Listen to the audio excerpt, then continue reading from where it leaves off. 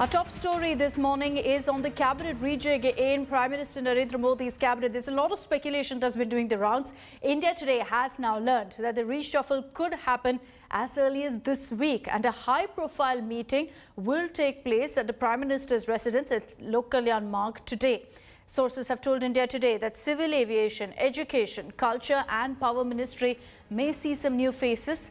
That's not all. We've also learned that BJP MPs from several states, from Uttar Pradesh, Maharashtra and Madhya Pradesh, are likely to be inducted. BJP allies JDU as well as LJP's Paras faction may also get a berth in the cabinet reshuffle. As per sources, a cabinet rejig is aimed at doing a mid-term course correction and to shape up administrative governance. More importantly, the Modi government aims to correct regional representation ahead of the assembly elections in 5 states that's slated to happen next year.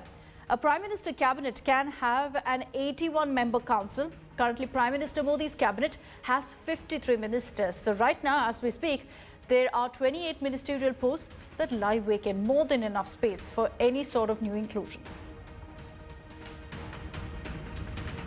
Let's take this across to our National Affairs editor. Rahul Shrivastava is joining us with more details on this. Rahul, good morning. There's been endless speculation on this for the last many weeks on whether the cabinet reshuffle is going to happen or not. What are we really hearing from the government? Is it going to happen this week?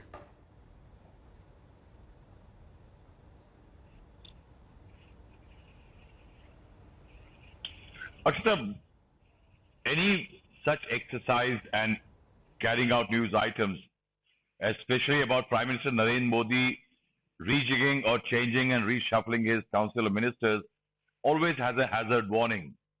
And that it may not happen, because he has got his own mind about us, and it's also his own prerogative. But yes, what top sources in the government are saying, it can happen as early in a window of opportunity being discussed in the government as tomorrow morning onwards, and till sometime after the Prime Minister's address on August 15th from the ramparts of Red Fort. Now, what government sources are saying, that it's a mid-course correction, both administratively and politically. The government's image over the last few months of second surge in COVID cases has taken a beating, and the government Prime Minister will like to steer that administrative image of this image to a course correction. Also politically, say for example Bihar elections, where the BJP created a new tone and tenure in terms of its alliance relationships with Nitish Kumar, that despite lesser seats, Nitish got the seat. So Mr. Nitish Kumar's JDU is likely to come in. Paras from the Lok Jan Shakti Party is likely to come in place of Mr. Paswan, but may not get consumer affairs. The bigger affair is going to be the new inductions.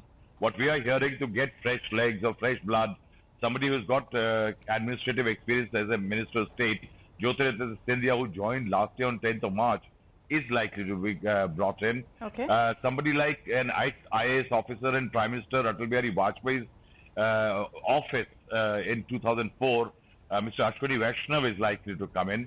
Also, a lot of ministers like Piyush Goyal, who have a lot of ministries, Hardeep Puri, Dharmendra Pradhan and others, are likely to get their load lightened because they are handling too many very diverse, disparate ministries. So this exercise will be Prime Minister's attempt to send out an administrative signal as well as a political signal. And it'll be a fine balance perhaps of the two that the Prime Minister will be aiming with this cabinet reshuffle. Rahul, thank you very much for joining us with all those details this morning.